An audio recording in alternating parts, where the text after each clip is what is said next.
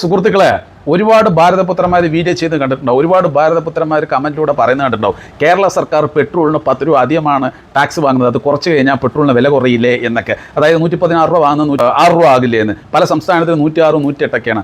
ആദ്യം തന്നെ ഒരു കാര്യം ഭാരതപുത്രന്മാരോട് പറയാനുള്ളത്, നിങ്ങൾക്ക് ഗവൺമെൻറ് ജോലി ചെയ്ത് തരണമെങ്കിൽ, അതായത് ഓരോ ആവശ്യത്തിന് വേണ്ടി നിങ്ങൾ ഗവൺമെൻറ് ഉദ്യോഗസ്ഥന്മാരെ കാണാൻ പോകുന്നില്ല, അവർ ജോലി ചെയ്യണമെങ്കിൽ 100% അവർക്ക് ശമ്പളം കൊടുക്കണം. കാരണം കേരള സർക്കാരിന് മര്യാദയ്ക്കുള്ള വരുമാനമില്ല. ആകെ കിട്ടുന്നത് പെട്രോളും അതുപോലെ തന്നെ ലോട്ടറി എന്നൊക്കെയാണ്. KSRTCയുടെ അവസ്ഥ പറയേണ്ടതില്ലല്ലോ. പിന്നെ ഉള്ളത് കുറേ സുഡാപ്പികളും ഭാരതപുത്രന്മാരും ഗൾഫിൽ നിന്ന് പൈസ അയക്കുന്ന വരുമാനമാണ്. വേണമെങ്കിൽ നമുക്ക് യമുനയോട് ചോദിച്ച് നോക്കാം, ഗൾഫിന് എത്ര ആൾക്കാരാണ് കാശ് അയക്കുന്നതെന്ന്. അതുപോലെ തന്നെ ഗൾഫിലത്തെ പൈസ വന്നില്ലെങ്കിൽ കേരളത്തിന് എന്ത് സംഭവിക്കുന്നുള്ളത് നമുക്ക് കൃത്യമായിട്ട് ജമുനയോട് ചോദിക്കാം. ഞാൻ ഓൾറെഡി ചോദിച്ചു വെച്ചിട്ടുണ്ട്. ഇനി നിങ്ങൾ കൂടെ കേൾക്കുക. തീർച്ചയായും കേരളത്തിൽ നിന്ന് അറബ് രാജ്യങ്ങളിലേക്ക് ഗൾഫ് പോയ എല്ലാ പ്രവാസികളും ഒന്നിച്ച് നാട്ടിലേക്ക് തിരിച്ചു വരികയാണെങ്കിൽ അത് കേരളത്തിന്റെ സമ്പദ് വ്യവസ്ഥയെ വളരെ സങ്കീർണവും സമാനതകളില്ലാത്തതുമായ ഒരു വലിയ പ്രതിസന്ധിയിലാക്കും.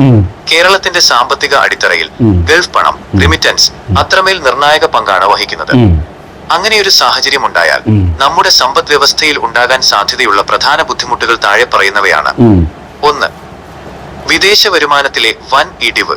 കേരളത്തിലേക്ക് ഒഴുകുന്ന ഗൾഫ് പണമാണ് ഇവിടുത്തെ വിപണിയെ സജീവമായി നിർത്തുന്നത്. ഈ വരുമാനം പെട്ടെന്ന് നിലയ്ക്കുന്നത് ബാങ്ക് നിക്ഷേപങ്ങളെയും സംസ്ഥാനത്തിന്റെ മൊത്തത്തിലുള്ള സാമ്പത്തിക ശേഷിയെയും ബാധിക്കും. 2. തൊഴിലില്ലായ്മ രൂക്ഷമാകൽ.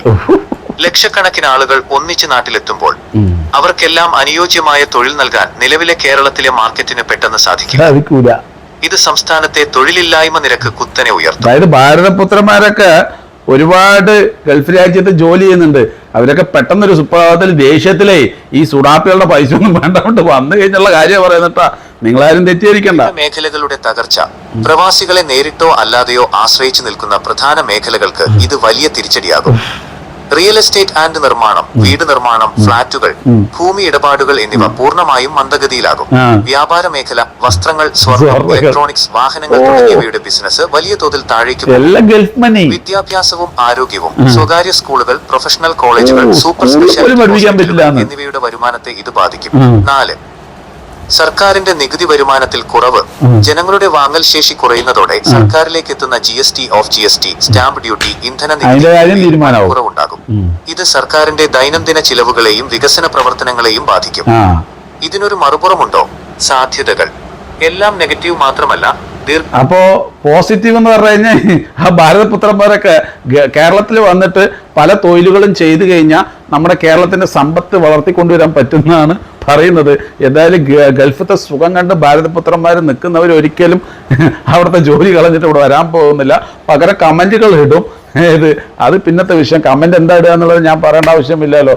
പിന്നെ രണ്ടാമത്തെ ഒരു കാര്യം, കേന്ദ്ര സർക്കാർ ഇനി 1 ലിറ്റർ പെട്രോളിന് 500 രൂപ ആക്കിയാൽ പോലും അതിൻ്റെ 10 രൂപ 100% കേരള സർക്കാർ ടാക്സ് ആയിട്ട് എക്സ്ട്രാ വാങ്ങും. മറ്റുള്ള സംസ്ഥാനം വെച്ചിട്ട് 10 രൂപ കേരളത്തിൽ അധികം വാങ്ങിയേ പറ്റുള്ളൂ. അങ്ങനെ വാങ്ങിയാൽ മാത്രമേ ഈ ഭാരതപുത്രന്മാരുടെ നിരന്തരമുള്ള കാര്യങ്ങൾ, അത് എന്തുമായിക്കോട്ടെ, കേരള സർക്കാരുടെ ഉദ്യോഗസ്ഥന്മാരെ കാണാൻ പോകണമെങ്കിൽ അവിടെ അവരുണ്ടാകണമെങ്കിൽ അവർക്ക് ശമ്പളം കിട്ടിയാൽ മാത്രമേ പറ്റുള്ളൂ.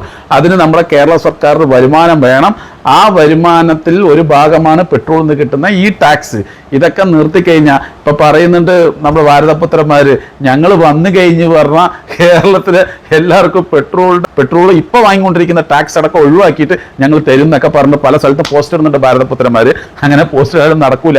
നിങ്ങളിപ്പോൾ 10 രൂപ വാങ്ങുന്നതിന് ഉദ്ദേശപ്പെടുന്നില്ലേ? നിങ്ങൾ ഭരണത്തിൽ വന്നു കഴിഞ്ഞാൽ 10ന് 20 രൂപ ആവും. എങ്ങനെ മുന്നേ പറഞ്ഞ 50 രൂപയ്ക്ക് പെട്രോൾ തരാമെന്ന്, അതിപ്പോൾ 116 ആയില്ലേ?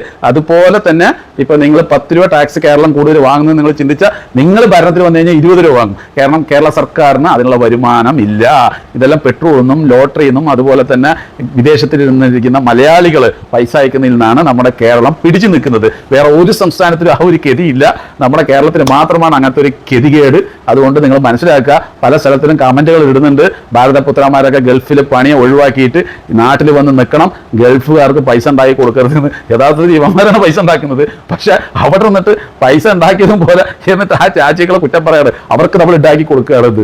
എന്താ ചെയ്യുക? അപ്പൊ പ്രിയ സുഹൃത്തുക്കളെ, നിങ്ങൾ കമന്റിൽ വ്യക്തമായിട്ട് പറയുക, നമ്മുടെ ഭാരതത്തിലുള്ള എല്ലാ പുത്രന്മാരും ഗൾഫ് മണി ഒഴിവാക്കിയിട്ട് ഇവിടെ വന്ന് ജോലി ചെയ്യുകയാണെങ്കിൽ നമ്മുടെ ഭാരതവും നമ്മുടെ കേരളവും എന്തായിരിക്കും അവസ്ഥ? നല്ല രീതിയിൽ പോകുമോ, അല്ല പ്രതിസന്ധി എന്തെങ്കിലുമൊക്കെ ചെറിയ പ്രശ്നം വരുമോ എന്നുള്ളതൊക്കെ ജസ്റ്റ് ഒന്ന് കമന്റിൽ രേഖപ്പെടുത്തിയിട്ട് പോകുക.